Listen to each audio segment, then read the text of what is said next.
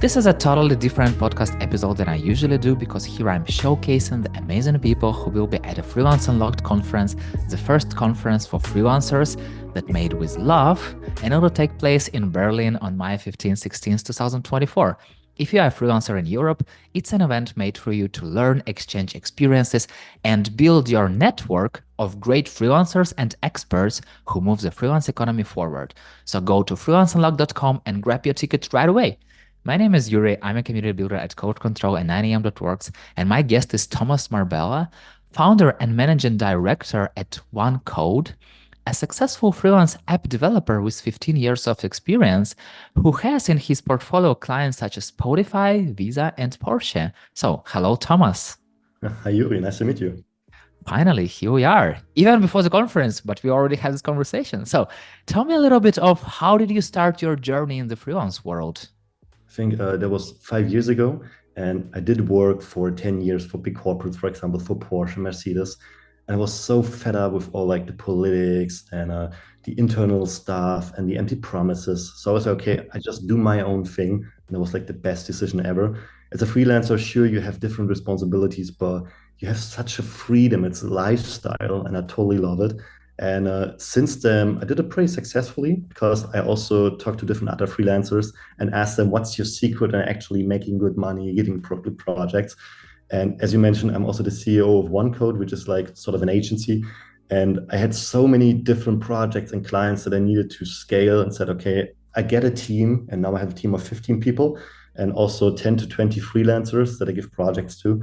So if you're a freelancer and need a project, let me know. I have also something to spare. I think sharing is caring. And it's really a journey. I totally love it. And I think, especially in the freelancer community in Germany, it's very good to stay connected, have a network, exchange projects, meet on a conference. So that's very nice. So what's your secret to having some projects?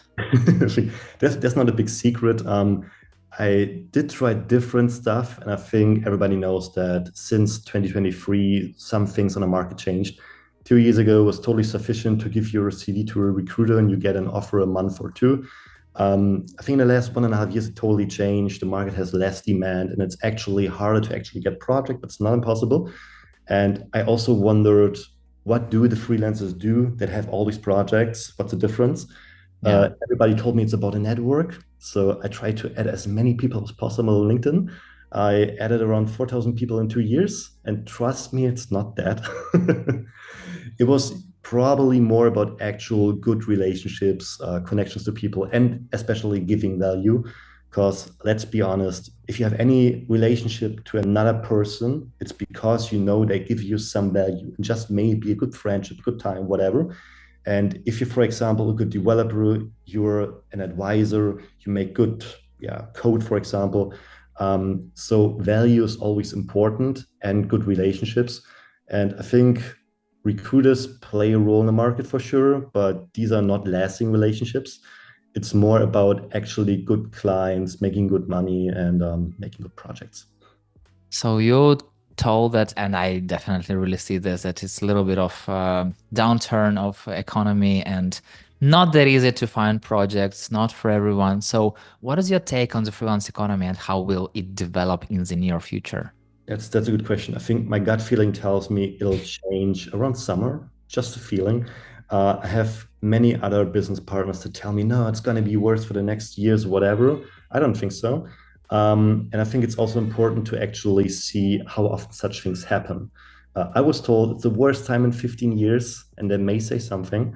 I also told all my freelancers in my communities and my courses, if you now achieve to be successful, you will be successful for the probably next 20 years. So that's very important. And also, I saw that many people don't really have some sort of, let's say, a strategy to actually get projects. I call this marketing, hoping, whatever. So if you have at least some sort of system, you're ahead of everybody else. And what's also important is if you're a freelancer, you only need one good project. You can make that happen. I think it's also part of mindset to actually say, I know I don't struggle, I can make that happen. So it's important. It's so fun that you mentioned that you think that in summer it will be better. And I was like, oh yeah, it depends on how the Freelance Unlocked conference will go. If like, we just go meet and like move the freelance economy forward. So yeah, in the summer it will be amazing. So yeah, it's definitely half true, I guess. So tell me a little bit about the idea of rich dev, poor dev. I think maybe some may know Rich Dad Poor Dad from Robert Kiyosaki, and I really totally love that book. And for me, it was like I had in my career a couple of mentors, and they really helped me to get forward more easily. The very first mentor I had was my first boss. He told me how to actually write good code, unit tests, and everything. And it only took me 3 years to become a good senior. And later on, I had also many junior developers that I helped. And some of them told me they want to make good money, become a freelancer. So I told them how to actually do this because it's just what I do. I just told them how my day looks like. And some of them told me, yeah, freelancing is nice, but it's still money versus time. They want to become an entrepreneur. And I was like, I have 15 developers and we make 2.5 million revenue. I can tell you how to actually make that happen around 5 and 1 million. It's easy. And I told many people how to actually do this. And last year in December, I asked myself, like, what do I actually want to do in my life? What's my purpose? What makes fun? And to be honest, being around on LinkedIn all day is not that much of fun, but it's actually helping other freelancers. So I said, okay, I totally put this into a structure, into a course, and founded RichDevPoorDev. And the verdict is I tell freelancers how to make around 200K as a freelancer because I cracked that, or how to scale with employees with around 1 million. So that's actually it. What is one small tip that you can I give think right away? what I'm also mentioned is value because that's what I learned a hard lesson. If you're around on LinkedIn, and yes, LinkedIn is like the number one portal to go to. Try to show off your expertise. You don't have to post a lot of content. Just find your target group. In my case, as a developer, it's probably CTOs, head of engineering, engineering manager, and the like. And if I, for example, tell them, hey, I'm an Android developer, I found out this neat trick, this may change something, this may improve your performance, give it a shot. And I do this with 100 people easily. At least 20 of them will respond, and at least 5 of them will actually like that. And what many people don't have in mind is you give them value. So this will be stuck in their brain. They will think about it. And once they do have an opportunity, they will say, hey, Thomas, you gave me value like a month ago or two. I may have a project before we put it on public. Are you free? So yeah, sure, why not? So this works incredibly well and it's so easy. Figure out what value you can give, figure out one small piece of thing, post it to your target group, and just make that a daily thing. It's very important thing that you mentioned because I know that some people expect overnight return. They posted something like, oh, nobody wrote me in the next day, in the next week. Oh, it doesn't happen. It doesn't work. But yeah, exactly. It's just giving away just right now, kind of paying it forward without Yeah. having any expectations. And the more you vocal, the more is an opportunity that somebody will come to you. Totally. I think it's also some sort of a numbers game. If you do that like 100, 200, 300 times, and to be honest, it's a copy paste message, put in the right name. That's about it. And I saw that I invited a couple of people for, I don't know, lunch in Berlin. It's like $20 something. Mm. And a couple of months or even years later, they were like, Thomas, you invited me for lunch 2 years ago. We are currently looking for an app developer. I was like, oh man, long time no see. How are you doing? Yeah, you are free. So yeah, let's talk. So things may work out, even though it may take years. And building a network that lasts, that is quality, really makes a difference. And the best thing that I did last year was I invited 200 people for lunch or dinner. This was really a thing. And so many things came by. Just yesterday, someone was like, Thomas, I need 3 Android developers. I was like, yeah, we can make that happen. So I also asked some people on LinkedIn, but really give people value, even be it a good time, a tip, inviting them for lunch, whatever. It always pays off. And I think, yeah, many people see the quick success, but that's not a thing. But especially as a freelancer, you want to have a lasting network. Yeah. So give me a sneak peek into what you'll be talking about on the Freelance Unlocked stage. I think it's also about how to actually get projects in a crisis because it changed in the last 2 years. I divided it into roughly 5 points. One of them is giving value that I already mentioned. Another very important point is having a good positioning on the market. As mentioned, I am an Android freelancer, And I always said, hey, I'm an Android freelancer for architecture and clean code. Yeah, that's nice. I'm very good, but nobody cared. So it's worthless. And among my duty at OneCode, we have 15 developers, and one of them is a React expert in design systems, only in automotive. And we have so many inquiries. And I really thought, okay, why can't I reproduce this? So positioning is important. Pick your stack as a developer, for example. Pick your industry. Many people will say, yeah, I work in many different industries. Yes, so did I, but try to make it happen in the midterm term.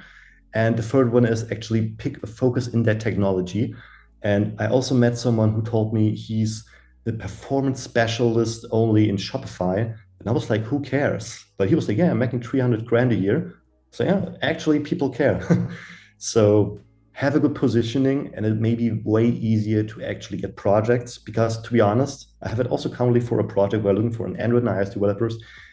I have way over 100 CVs. So you need to stand out in something. And if I, for example, look for someone in an automotive industry and it's an automotive project, sure, I pick him over 100 other persons. So that makes a difference. Does it mean that you have to be an expert in some specific niche, for example, to be an automotive expert, or just to be a general expert, but when you are applying for a project, it's better to have some experience in automotive? Yeah, I think it's better. It's also hard to maintain a CV for something. If you only take, for example, automotive projects, but you only find 2 a year with 3 months, so you have a big gap, that doesn't make sense. Yeah. But at least have some sort of focus. And I think when people actually think about that, start with that, and develop their CV in a specific direction, it makes them way easier. And I also see that on some other companies on the market that are, for example, based in manufacturing, based in e-commerce, and they're the experts for that, just for that. And they have a lot of contracts. Got it. So I wanted to ask you, how do you get the most out of your projects? But you already told it's all because of your network and giving people value. And sometimes people understand networking as just sending bulk emails and just, that, hey, I'm open for a project. Do you have any projects for me and all the stuff? So what does having a network mean for you as a freelancer? I mean, you have to start with something. And actually, I have many good relationships or even friends that I met initially on LinkedIn or any meetup, any conference. I think it still makes a difference, even after Corona or the remote setup, to be on a conference and be on a meetup, to actually meet a person in person, because you see their vibe, you can feel them sort of. This really makes a difference. Yeah.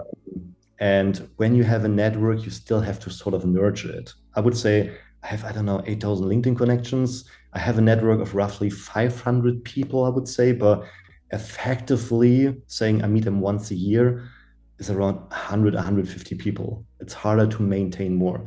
So try to pick your best 100 people, write with them once a month, small text message. This takes time, but if you invest, like, let's say 10 minutes a day, just writing some people a little small talk. Hey, how's the project going? I did this small update here, meet for lunch, meet on a meetup, or whatever.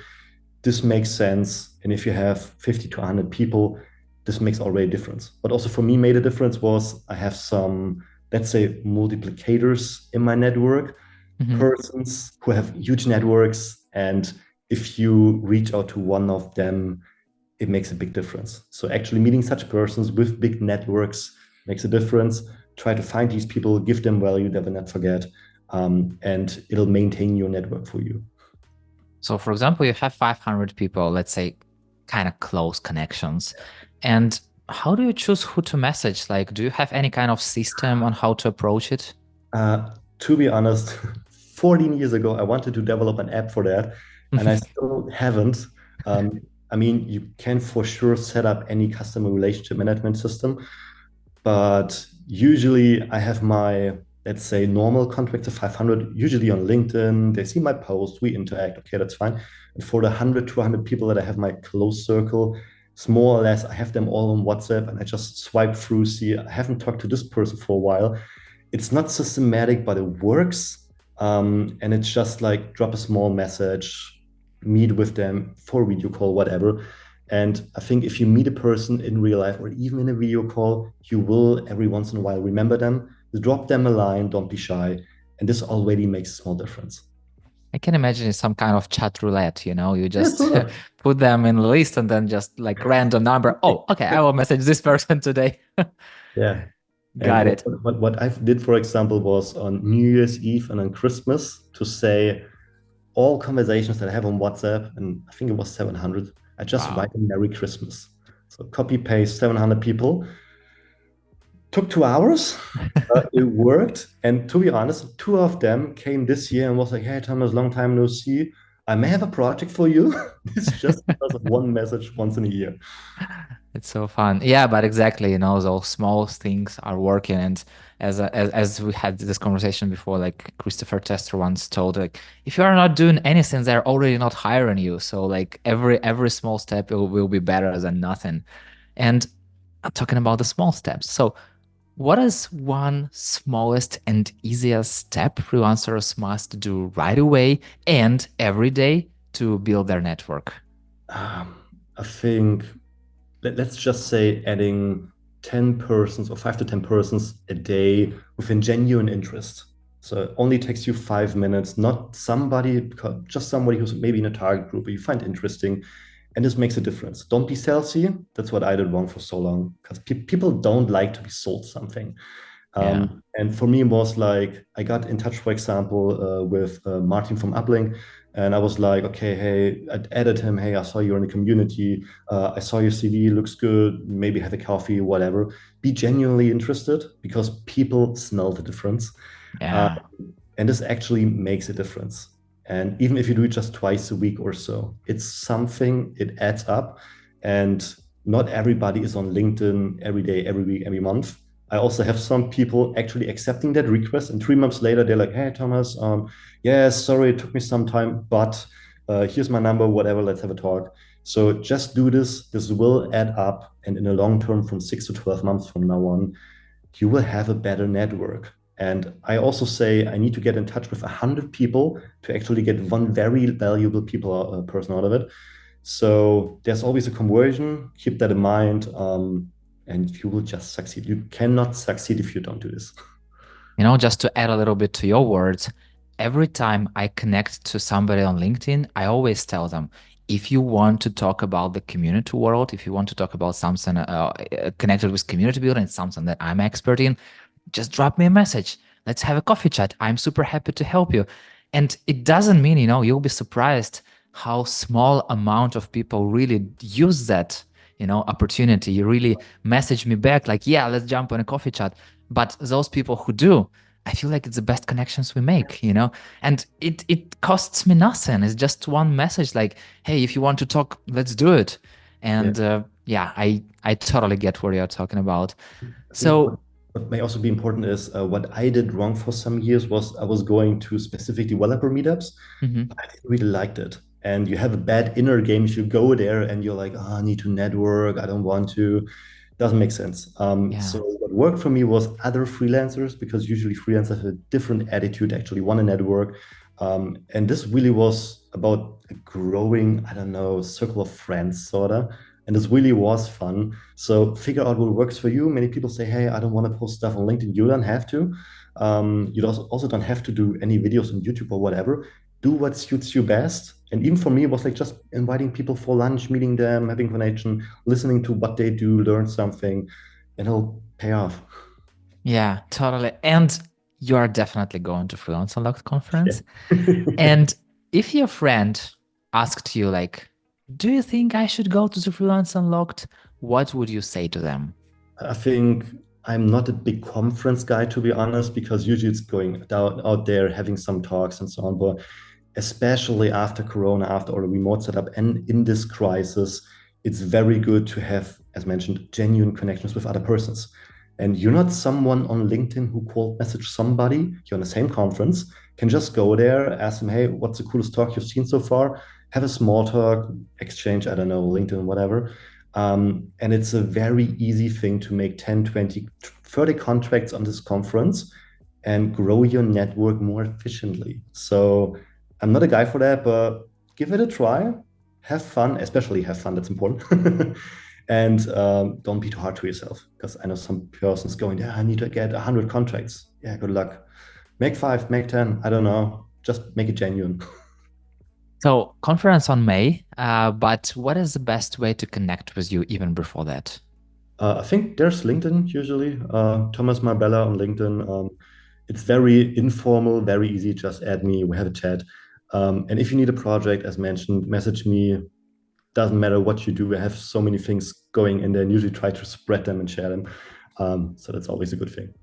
Got it, Thomas. Thank you so much for sharing your amazing wisdom even before the conference.